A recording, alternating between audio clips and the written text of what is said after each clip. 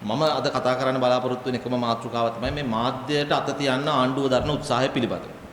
දැන් විදුලි සංදේශ නියාමන කොමිසමට ආණ්ඩුව පොලිසිය හරහා මර්ධන හස්තය දිගු කරමින් පවතිනවා. හිරු නාලිකාව අරමුණු කරගෙන අපි දන්නවා මේක ඊළඟට අත තියන්න දෙරණට කියලා. ඇයි මේ? දැන් ලංකාවේ තියෙන නීති පද්ධතිය ගැන නොදැන තමයි මුලින්ම වැඩ කරන්නේ. දැන් ජනමාධ්‍ය අමාත්‍යාංශය එක්ක තමයි මේ නාලිකාවල ගිවිසුම් තියෙන්නේ. ඒතකොට ජනමාධ්‍ය අමාත්‍යාංශය එක්ක නාලිකාවල තියෙන ගිවිසුම් ඒවා ඒ යුගයේ ඇති කරගත්තු ගිවිසුම් ඒවා යාවත් කාලීන කිරීම හෝ ඒ ගිවිසුම් කඩ වෙලාද කියලා බලා කියා ගන්න එක රාජ්‍ය ඔබවන ආණ්ඩුවේ වගකීමක්. ඒකේ ප්‍රශ්නයක් නැහැ. දැන් විදුලි සංදේශ නියාමන කොමිසමට මේක යන්න අවශ්‍ය වෙන්නේ ජනතාවගේ සංඛ්‍යාත පිළිබඳව තියෙන ගැටලුවත් එක්ක මේක ජනතාවගේ අයිතියක් හරි. දැන් විදුලි සංදේශ නියාමන කොමිසමට යන්න කලින් ජනමාධ්‍ය අමාත්‍යාංශයේ මේ නාලිකා සමග දැන් මෙතෙන්දී නම් හිරු නාලිකාව සමග තියෙන ගිවිසුම සොයලා බලන්න ඕනේ. ඒක කඩ වෙලාද? කඩ වෙලා නම් ඒ කඩ වෙලා තියෙනවා කියන ඒ කතන්දරේ නිකුත් කරාට පස්සේ ඒ නියෝගය ජනමාධ්‍ය අමාත්‍යාංශය නිකුත් කරාට පස්සේ තමයි විදුලි සංදේශ නියාමන කොමිසමේ වැඩ පටන් ගන්න තියෙන්නේ. ඒතකොට මේක අධිකරණ විමර්ශනයකට යටත් ක්‍රියාවලියක්. මොකද ඒ අවස්ථාවේ අදාළ නාලිකාව මේ සම්බන්ධයෙන් නීතියේ පිළිසරණ සොයනවා ඇති. ඒක තමයි ප්‍රජාතන්ත්‍රවාදී රාජ්‍යයක ක්‍රමවේදය. දැන් හදිස්සියට ආණ්ඩුවට අවශ්‍ය වෙලා තිබෙනවා ආණ්ඩුවට විරුද්ධව දේශපාලන අදහස් ප්‍රකාශ කරනවායි කියලා ආණ්ඩුව විශ්වාස කරන විපක්ෂයේ ජනප්‍රියතාවයේ තිබෙන මුද්‍රිත සහ විද්‍යුත් මාධ්‍යවලට අත තියන්න. දැන් අපේ කවුද මේ රටේ දන්නේ නැත්තේ සිරස වැඩ කරන්නේ කාටද? හිරු මොන පැත්තටද අදහස් දක්වන්නේ? දෙරණ මොන පැත්තට අදහස් දක්වන්නේ කියලා මිනිස්සු දන්නවා. ආණ්ඩුව නොදැන හිටියා. දැන් ආණ්ඩුව හිතන් ඉන්නවා මේ මිනිස්සු දන්නේ නැතුව. අපි දන්නවා රාජ්‍ය නාලිකා එදා ඉඳන්ම ආණ්ඩුවේ අදහස් ප්‍රකාශ කරන්න තියෙන නාලිකා. ඒතොර ඒවා ඉතිහාසය එහෙමයි. දැන් විපක්ෂයේ ඉන්න නාලිකා මිනිස්සුන් විපක්ෂයේ ඉන්න දේශපාලන පක්ෂවලට කඳවුරුවට අදහස් ප්‍රකාශ කරන්න තැනක් තියෙන්න ඕනේ. දැන් අපි ඇමරිකාව වගේ ප්‍රජාතන්ත්‍රවාදී රටකට ගියා. ප්‍රජාතන්ත්‍රවාදය පිළිබඳව ආදර්ශ අපේ රටකට ගියා. අපි දන්නවා වොෂින්ටන් පෝස්ට් එක උදව් කරන්නේ රිපබ්ලිකන් ලයින් එකට. ඩෙමොක්‍රැටික් ලයින් එකට තමයි නිව්යෝර්ක් ටයිම්ස් එක යන්නේ. එතකොට ෆොක්ස් එක වැඩ කරන්නේ රිපබ්ලිකන් එකත් එක්ක. එතකොට ඩෙමොක්‍රැටික් එකත් එක්ක තමයි CNN එක යන්නේ. දැන් මේවා මිනිස්සු දන්නවා. දැන් ඕක එංගලන්තෙට ගියත් කොන්සර්වටිව් එක කවුද යන්නේ, ලේබර් එක කවුද යන්නේ කියලා දන්නවා. එතකොට ලංකාවේ අපි හොඳටම දන්නවා ඒ මාධ්‍ය නාලිකාවල තියෙන නැමියාව කොහොමද කියලා. ඒක දැනගෙන තමයි මිනිස්සු බලන්නේ. අනිත් එක අපි මේ ජීවත් වෙන යුගය මේ යුගයේ සමාජ මාධ්‍ය හරහා මිනිස්සු දැනුවත් වෙනවා. එතකොට යම්කිසි විදියකට වගවීමක් නැතුව අසත්‍ය දොරතුරක් කියලා පැමිණිල්ලක් තිබෙනවනේ. ඒ සම්බන්ධව ක්‍රියාමාර්ග අරගෙන දඬුවම් කිරීම හෝ ඒ ක්‍රියාමාර්ගයකට යන්නේක හරි.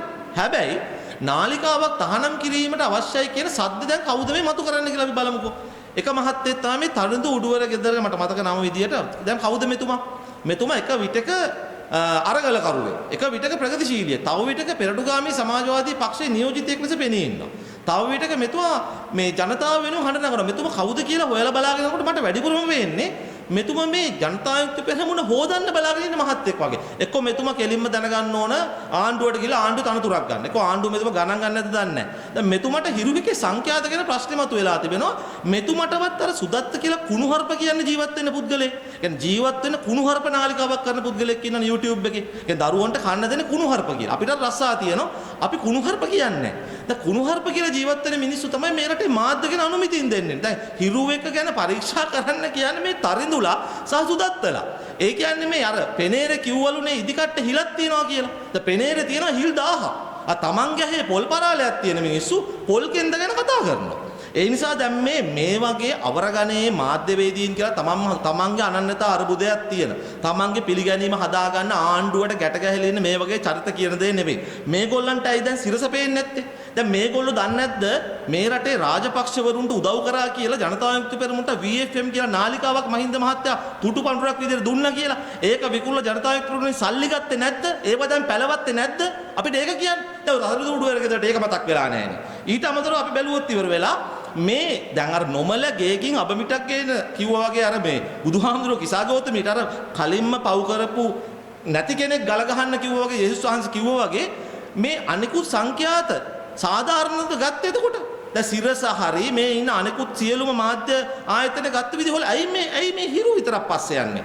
ඇයි මේ ඊළඟට දෙරණ රට තියන්න හදන්නේ? මේකේ හේතුව මේක ආණ්ඩුවේ වැරදි නිර්දය ලෙස විවේචනය කිරීම ආණ්ඩුව තරකට අපි කියන්න ඕන අනුර කුමාර මහත්තයාටත් පැලවත් වෙන ඔස්තාර්ලටත් අපි හොයලා බැලුවා ලෙනින් කොහොමද විප්ලවය කරේ කියලා. තමුන්නාන්සලා දන්නේ නැහනේ.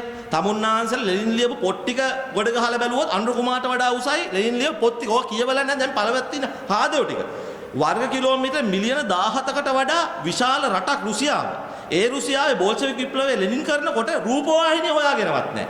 මේගොල්ලෝ හිතාගෙන ඉන්න රූපවාහිනී channel එකක් වහලා බලපත්‍රයක් කැන්සල් කරලා ආණ්ඩුවට තියෙන විරෝධය නවත්තන්න. ටයිම් සෝන් 11ක් තියෙන රුසියාවේ. එච්චර ලොකු රුසියාව විප්ලවය කරේ ටීවී එකක්වත් නැතුව ලෙනින්. හරිද? ලෙනින්ගේ කඳවුරේ අපි නැතුණාට අපි මේ මිනිහාගේ දක්ෂතාවය පිළිගන්න එපා. මේගොල්ලෝ ඒක දන්නේ නැහැ. දැන් තරිඳුටවත් ආණ්ඩුවටවත් සුදත්තටවත් පේන්නේ නැහැ මේ සිරස. මේ රටේ මාධ්‍ය වෘත්තීය ගණිකා සේවය යොදවන්නේ සිරසයි. සිරස තමයි කරේ. අර කුකුල් කොටුවක් අපි අර අවුරුද්දට නීති විරෝධීව සමහරු කරගෙන යන කුකුල් පොර කොටු තියෙනවනේ. අර කුකුල් පොර කොටුවක් කරනවානේ සටන කියලා. අර සුරංග කියලා මහත්තයගේ ඔමායි කියලා මැතිනියෙකුයි. ඒකේ කුකුල්ලු කොටවනවා වගේ ද්වේෂය වෛරය අවුස්ස මේ රටේ මාධ්‍ය වෘත්තීය ගණිකා සේවය යොදවන්නේ සිරස. මම බැලුවා ඒකේ ඉන්නවා බෝධිසත්වෙක් වාඩිලා අශෝක ඩයස් කියලා.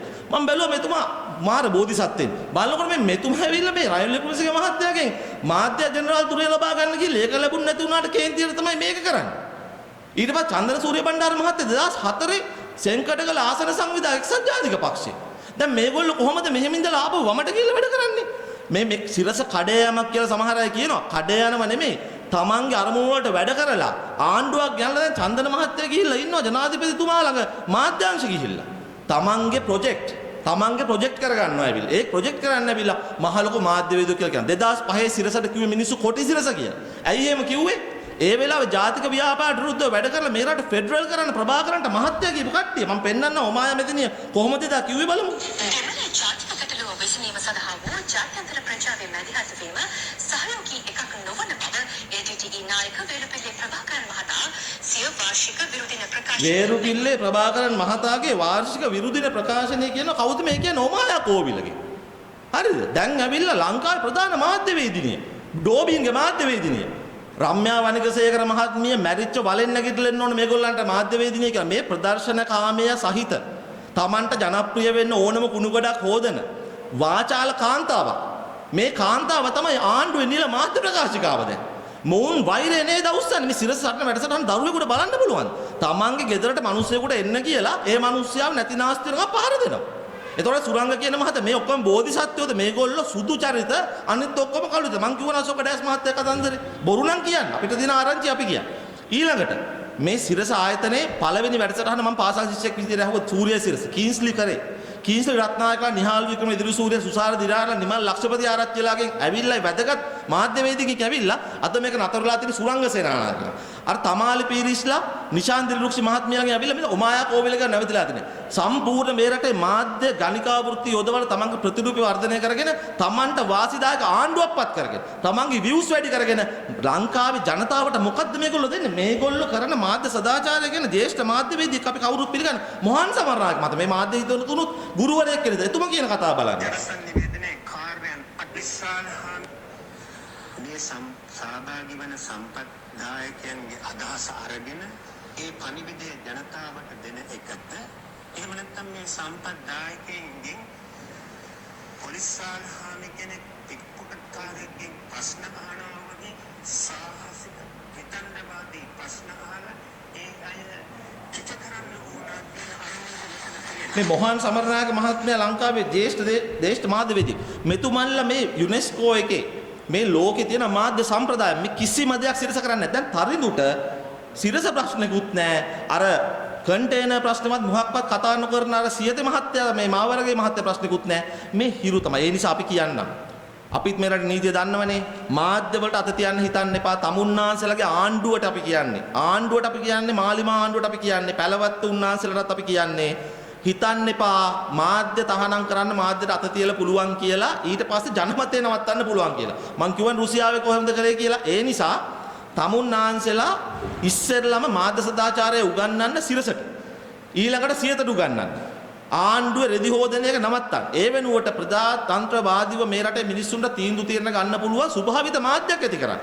එහෙදි යම් කිසි විදියකට මේ මාධ්‍ය ආයතන ගිවිසුම්ගත වීමේ ගැටලුවක් තිබෙනවා නම් ජනසන්නිවේදන අමාත්‍යස් ධනමාධ්‍ය අමාත්‍යාංශයත් එක්ක අන්න ඒ සම්බන්ධව හොයලා බලන්න. එහෙම නැතුව තමන් අකමැති උනායි කියලා තරිඳුට හෝ සුදත්තට හෝ අනුර කුමාර මහත්තයාට හෝ ටිල්වින් සිල්වට ඒගොල්ලෝ කැමති ඇති.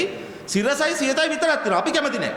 අපි කැමති නැහැ මේ දෙකට. ඒ කැමති නැති නිසා ප්‍රජාතන්ත්‍රවාදී අපි එක බලන්නෙත් නැහැ. අපි බලනවා හිරු, අපි දෙරණ බලනවා. අපි බලන්නේ අපි කැමති නිසා. අපිට කැමති එක අපිට බලන්න තියෙන්න ඕනේ. ඒ නිසා අපි ජනතාව විදියට කියන අපි සංවිධාන විදියටත් කියනවා ඒ මාධ්‍ය රට තියන්න යන්න එපා. කරුණාකරලා ඩියු ප්‍රොසෙස් එකේ හරි ක්‍රියාකාරීත්වය උඩ යන්න කියන යෝජනාව කරමින් මම නිහඬ වෙනවා.